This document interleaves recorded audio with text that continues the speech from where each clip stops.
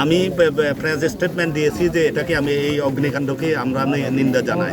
এই মানুষগুলো যে অভ্যস্ত হয়ে গেল এটা আমরা কখনো চাই না এবং ওনাদেরকে আমরা সাহায্য করব। শুধু তাই না, এখন আমাদের প্রধান উপদেষ্টা মহোদয় উনিও স্টেটমেন্ট দিয়েছেন যে এটাকে উনি দায়িত্বহীনভাবে নিন্দা জানিয়েছেন এবং এই যে যারা ভুক্তভোগী তাদেরকে যেভাবে হোক সাহায্য এবং সহযোগিতা করতে হবে এটা উনি খুব ভালোভাবে বলেছেন এবং আমাকে জোর দিয়ে বলেছেন যে তাদের জন্য সব কিছু করতে হবে। আমরা যতটুকু পারি মন্ত্রণালয়ের পক্ষ থেকে আমার স্থানীয় প্রশাসন যে আছে ডিসিএসপি, জেলা পরিষদ এবং আমার পার্বত্য মন্ত্রণালয়, আমরা সবাই মিলে ডেফিনেটলি কিছু একটা করব ওনাদের জন্য।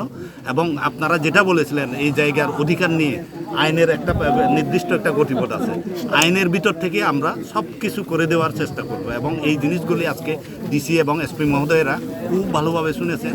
আইনের মানুষ তারা এবং তারা আইনটাকে সঠিক ব্যবহার করে সঠিক জায়গায় এই জমিগুলি হস্তান্তরিত করবেন, এই অনুরোধটা আমি রেখে যাচ্ছি।